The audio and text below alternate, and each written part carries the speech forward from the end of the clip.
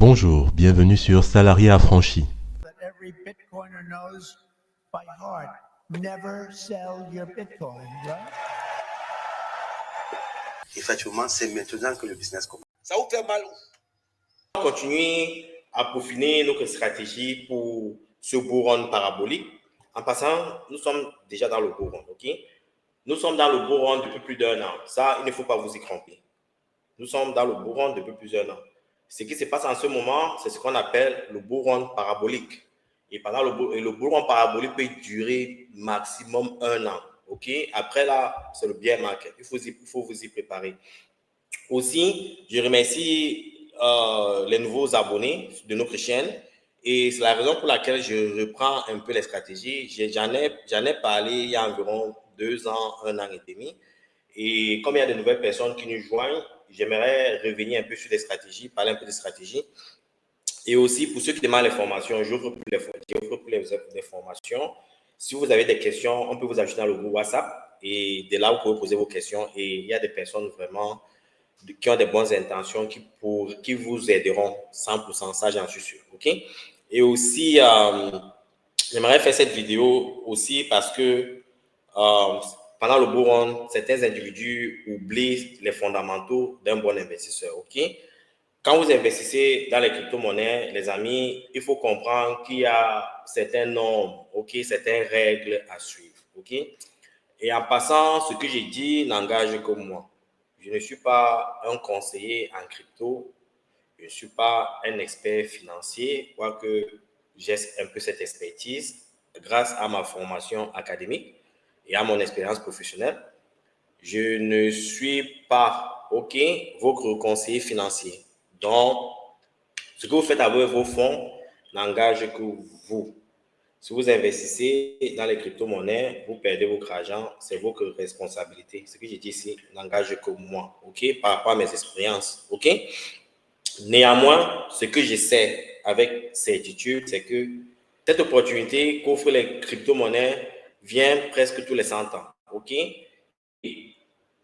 L'opportunité que la blockchain vous offre en ce moment vous permettra, si vous n'aimez pas votre travail, de démissionner. OK? Vous pouvez aimer votre travail, mais vous détestez votre boss, votre manager. OK?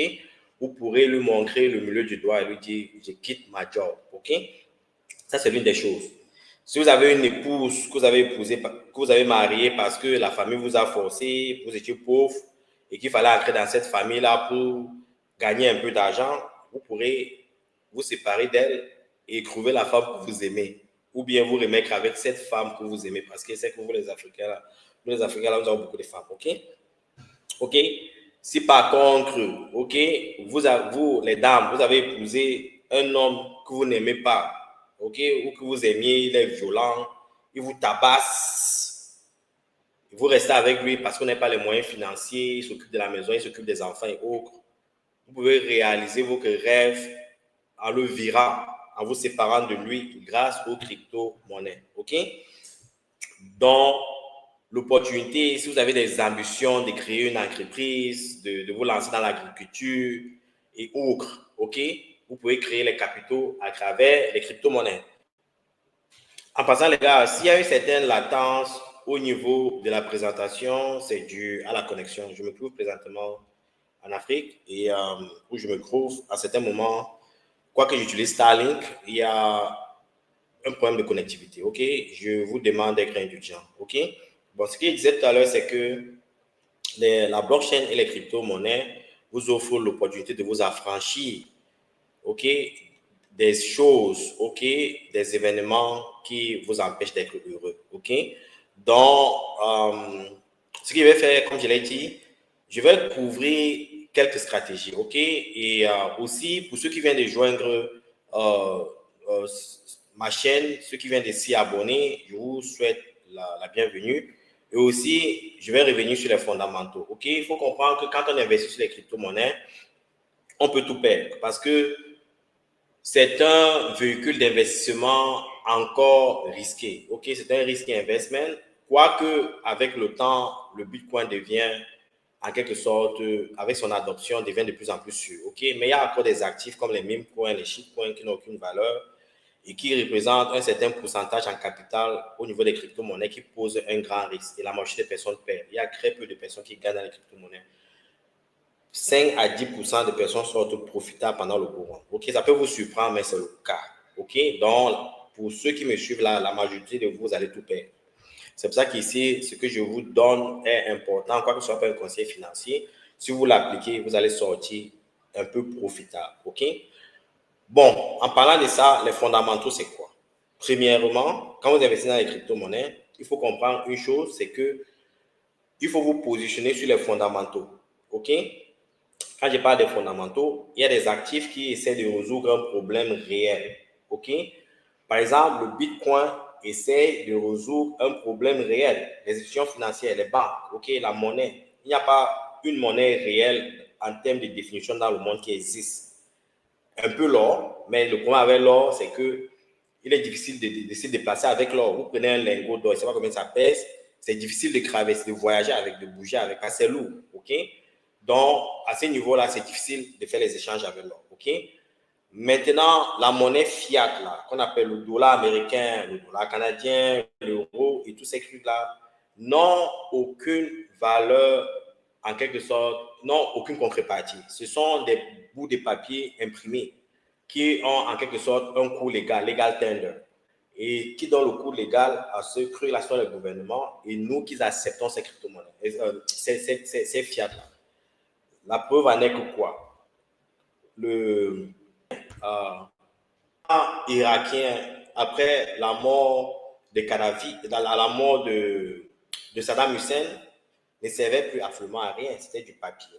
Okay? Et par exemple, ce qui s'est passé il y a environ 20 ans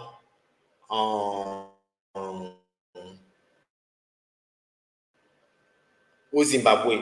Regardez par exemple ce qui s'est passé il y a environ 20 ans. La monnaie zimbabwéenne ne valait absolument plus rien. Okay? Avec 1 kilo de quoi c'est le dollar zimbabwéen, ok, vous ne pouvez même pas acheter un bout de pain, quelques grammes de pain, ok. Donc, ça ces monnaies-là, c'est nous qui donnons de la valeur à cette monnaie-là, ok. Le Bitcoin est la définition même de la monnaie, ok. Donc, le Bitcoin résout un problème fondamental. La deuxième chose qu'il faut comprendre, il n'y a pas que le Bitcoin, il y a Ethereum, il y a Solana, ce sont des plateformes qui essaient de répondre à un besoin. Il y a au niveau des deepins, par exemple, il y a par exemple des links. Le projet Chainlink essaie de résoudre un problème. Donc, quand vous faites des recherches, il faut essayer de trouver des structures, des infrastructures, des projets qui essaient de répondre à un problème. OK? C'est ça qui fait la différence avec les shitcoins et les memecoins. Les memecoins, les shitcoins, les images, tous ces trucs-là ne répondent à aucun problème. Peut-être à une fantaisie. Mais il faut comprendre que la fantaisie est émotionnelle et que l'émotion s'éteint avec le temps. C'est un peu comme l'amour, ok? Donc, il faut accepter ces conséquences-là quand vous investissez dans ces projets-là. Ceci dit, quand vous investissez dans ces projets, quand vous vous concentrez sur les fondamentaux, il faut que 80 à 90% de vos capitaux soient alloués aux projets à forts fondamentaux. Maintenant, vous pouvez prendre 10 à 20% pour jouer, pour vous amuser, pour prendre des risques qui peuvent être porteurs. Mais néanmoins, comme je vous dis, comme ces projets-là ont des exponentiels 10, 20, 30, 40, si vous mettez seulement 10 à 20% de vos actifs et que vous avez la chance de tomber sur un LeBron James qui fait ce truc-là, ça vous permet de vous rattraper. Donc, vous n'avez pas besoin de mettre tout votre capital là et tout perdre. Parce que le risque de perte est énorme. C'est pour ça qu'un bon investisseur, l'objectif premier, c'est la préservation de son capital. Ça veut dire qu'il ne veut pas perdre son argent initial. OK? La troisième chose que j'aimerais dire, c'est qu'il ne faut pas FOMO. Il ne faut pas FOMO. Il ne faut pas fear of missing out. Ça veut dire qu'il ne faut pas avoir un projet qui monte. Vous avez de l'excitation, des palpitations, parce que vous avez l'impression que vous avez perdu l'opportunité et vous courez subitement dans ce projet-là. Vous allez acheter quand le projet est arrivé à sa hausse et ça va dormir sur vous, surtout quand ce sont les mêmes, les shitcoins. OK? Et c'est là que vous perdez vos capitaux. Donc, il faut être patient. Et il y a d'autres trucs que j'aimerais dire parce que j'ai plus assez de temps, mais néanmoins, il faut comprendre que cette opportunité est immense. Il ne faut pas merder avec. OK? Il faut prendre cette opportunité avec sérieux. Ça doit être votre concentration journalière. Cette année-ci, vous devez focus, je peux dire 8 heures tous les jours sur vos actifs. Il faut suivre le marché, savoir ce qui s'y passe, voir s'il y a des opportunités qui se présentent, vous y positionnez les premiers. C'est les premiers qui se positionnent dans ces actifs-là qui gagnent. Et pour être les premiers, ça demande de la recherche. Moi, je passe des heures, les gars, à lire, à chercher, à comprendre c'est quoi le prochain move. Parce que ceux qui gagnent, c'est ceux qui identifient les prochains moves, les narratifs qui vont avancer. OK? Pour ceux, je vais commencer à partager mon écran un instant. C'est que il faut avoir un peu de base en macroéconomie, il faut avoir un peu de base en microéconomie, juste pour comprendre les basics du marché. OK? C'est vraiment important parce que il faut lire et aussi, c'est pour ça qu'il faut avoir accès au livre que Célio a écrit. C'est un masterpiece, les gars. Je suis ébloui par ce travail bien fait. OK? Et comme je vous ai dit, si vous avez besoin d'accès, si vous avez besoin de ces livres, il faut joindre le groupe WhatsApp. Pour ceux qui demandent le lien pour le groupe WhatsApp, c'est un numéro de téléphone. Vous m'écrivez sur WhatsApp. Je vous pose quelques questions parce que ce n'est pas tout le monde que j'accepte dans le groupe WhatsApp. OK? Et aussi, par rapport à votre expérience dans les crypto-monnaies, je vous ajoute dans le groupe WhatsApp. Donc, il y a toujours un numéro en description. Écrivez-moi à ce numéro-là. OK, donc il faut comprendre un peu de macroéconomique. Donc, je vais un peu vous parler. Ça, c'est une bonne rubrique que j'ai trouvée sur Cryptonary. OK, et je vais vous expliquer un peu comment le marché marche. Parce que si vous comprenez comment le marché marche, les gars, si vous comprenez les tendances du marché, les directions du marché, les opportunités qu'offre le marché, vous sortirez gagnant. Page en description et je vous invite à lire. Je sais que c'est en anglais et vous devez apprendre l'anglais, les gars. Vous devez absolument parler l'anglais. Les meilleures documentations sont écrites en anglais, c'est ce que je veux dire. Mais les meilleurs documents, les meilleures recherches se passent en anglais. OK? Ce n'est pas en français. OK? Je vais partager, je vais couvrir rapidement le document pour vous expliquer ce qui s'y passe. OK? Ce qu'il faut comprendre ici, c'est quoi? C'est que le marché, le plus souvent, est dirigé par ce que j'appelle les sentiments. OK? Il y a la réalité et il y a le sentiment. OK? Et traditionnellement en économie, les fondamentaux, OK? L'équilibre du prix est déterminé par les fondamentaux. OK? Ça veut dire que quand vous achetez quelque chose, c'est les fondamentaux qui déterminent ces prix-là. OK? Mais néanmoins, il y a un facteur sentiment qui vient le plus souvent avoir un impact sur les prix.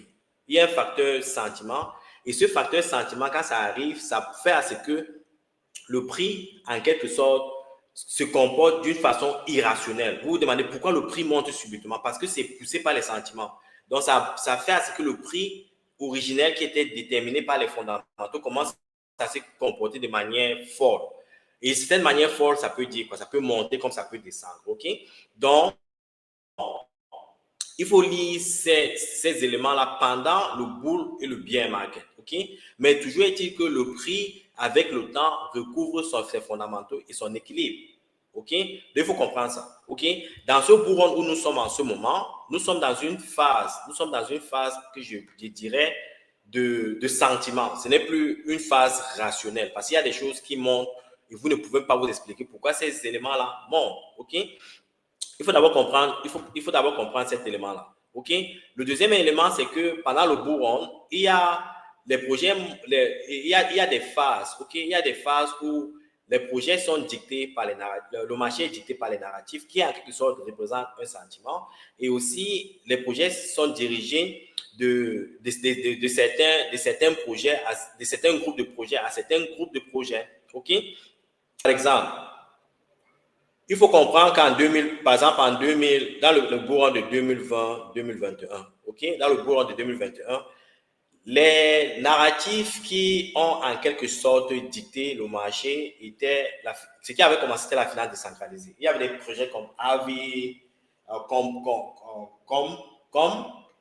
qui ont commencé à pousser le marché vers le haut parce que ces narratifs-là, en quelque sorte, étaient nouvelles et ces narratifs essayaient de résoudre un problème. La banque au niveau des cryptos. Ces cryptos-là représentent en quelque sorte les banques. Okay? Ils offraient des liquidités et des personnes utilisaient ces liquidités-là comme prêts pour pouvoir réinvestir sur autre chose. Il y a certains projets qui sont totalement tombés à zéro. Il y a certains projets qui existent toujours aujourd'hui et qui continuent à fonctionner bien OK? C'est ce qui s'est passé pendant le dernier bull run. Après, il y a eu les NFT, il y a eu les NFT, il y a eu d'autres narratifs qui sont venus, les gaming et tout ça. OK? Ça a créé une certaine excitation sur le marché. OK? Mais ce qui s'annonce dans ce bull run est un peu différent. OK? C'est ce que l'article en quelque sorte définit. Mais néanmoins, juste pour comprendre comment le marché des cryptos fonctionne pendant le bull run, pour que vous ne paniquez pas quand vous investissez. Par exemple, ce qui peut arriver, c'est que vous pouvez vous positionner sur un actif et subitement, l'actif ne bouge pas. Peut-être parce que vous n'avez pas diversifié les narratifs dans lesquels vous êtes positionné et que ce narratif, ce n'est pas son moment de gonfler, de pamper. Et vous paniquez, maintenant vous vendez vos actifs pour aller suivre quelque chose qui est en train de pamper. Et subitement, quand vous arrivez dans cet actif-là, vous êtes arrivé au sommet, ça commence à tomber et vous vous retrouvez en train de perdre votre argent. Et vous, subitement, quelques jours après, quelques semaines après, l'actif que vous aviez vendu, qui ne réagissait pas, commence à monter drastiquement, exponentiellement, mais vous n'êtes plus dedans parce que vous avez vendu vos actifs très tôt. OK? Donc, c'est pour ça que, en tant qu'investisseur, ça demande de la discipline. Pour comprendre tous ces éléments-ci, il faut être extrêmement discipliné. OK? Il faut comprendre que pendant le bull run, il y a de la liquidité qui vient. Et la moitié de la liquidité va se diriger vers le Bitcoin. OK? Il faut comprendre ça. Il faut comprendre cet élément-ci. La majorité de la liquidité va d'abord se diriger vers le Bitcoin et l'autre liquidité va se diriger vers Ethereum. OK? Après, ça va entrer dans les altcoins. Après, dans les altcoins, il faut comprendre qu'il y a différents types de altcoins. Il y a les altcoins comme les Solana. Ce sont les altcoins à grande capitalisation. Il y a les Solana, les Avalanche, les BNB, les Binance Coin et autres. OK? Après les Binance Coin, ça va dans les ce que je pourrais appeler les middle ou les mid-cap altcoins. Les mid-cap altcoins peuvent être les projets qui sont dans les top 50 à top 100. OK? Après, les projets qui sont dans les top 50 à top 100, les gens vont aller se chercher dans les top 100 à top 200. Et vous verrez les projets qui vont passer de top. Et les gens iront encore investir dans les projets qui sont dans les top 200 et les top 400. Donc, c'est comme ça que le marché fonctionne. Et vous voyez des projets qui n'ont pas de nom, des projets qui sont morts, qui commencent à ressusciter et qui reviennent. Ce qui se passe. Et après, les gens qui sont intelligents, les smart money, vendent tous ces projets-là rapidement, récupèrent le fiat et réinvestissent sur le Bitcoin. Donc, c'est un peu comme ça que ces cycles fonctionnent. Et ça va se passer comme ça pendant ce bull run. Ça a toujours été comme ça. Ceci ne change pas. C'est comme ça que le cycle fonctionne. OK? Je vais revenir sur ça tout à l'heure sur CoinGecko. Je vais juste continuer ici. OK? Donc, maintenant, quand ça se passe, il faut comprendre que dans ces cycles, c'est ce qu'il définit ici. Dans ces cycles, il faut aussi comprendre, comme je le disais tout à l'heure, sur quel projet les fonds se baladent. OK? Vous allez voir sur ces cycles-ci, d'après cet article, ils pensent que le dernier bull run ne sera pas comme ce bull run. Pourquoi? Parce qu'ils disent que d'après les données entières, ils ont réalisé que quoi? Ils ont réalisé que ce bull run, l'argent qui est le fiat est entré dans le Bitcoin. Et après, c'est entré dans le Bitcoin, les meme coins ont pris le marché. OK? Et maintenant, ils estiment qu'après les meme coins, il y aura l'intelligence artificielle fera boom pendant ce marché. L'intelligence artificielle, ils estiment que l'infrastructure. Et après, il y aura le gaming et puis il y aura le fiat. Bon, ça, c'est leur opinion, OK? Et vous allez constater que la plateforme qui domine avec les mêmes coins en ce moment, c'est Solana, OK? Donc, ça veut dire qu'en quelque sorte, la valeur de Solana devrait augmenter parce que pour investir sur ces mêmes coins, il faudra avoir des Solana, OK? C'est pour ça que vous voyez en quelque sorte le Solana effect en gestation ces derniers temps. Vous voyez comment Solana prend beaucoup de valeur, OK? Il faudra prêter attention à ces cycles-là. Donc, juste pour résumer, c'est en quelque sorte ces genres de recherche que vous devez performer. OK? Vous devez comprendre que l'argent va passer de ça, passer des mêmes points à l'intelligence artificielle. De l'intelligence artificielle, OK, ça va couvrir le deep-in. Il faut comprendre les projets qui sont listés dans le deep-in et autres.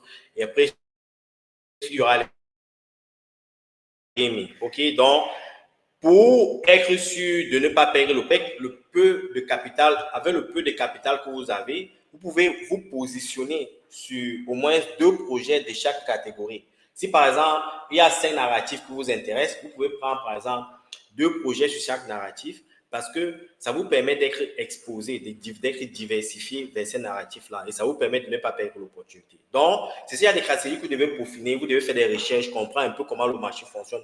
Autrement, les gars, vous vous retrouverez au bord de la route et vous verrez les gens passer devant vous avec beaucoup de recherches. Vous allez demander qu'est-ce qui s'est passé, comment j'ai pu rater ce bourron-ci.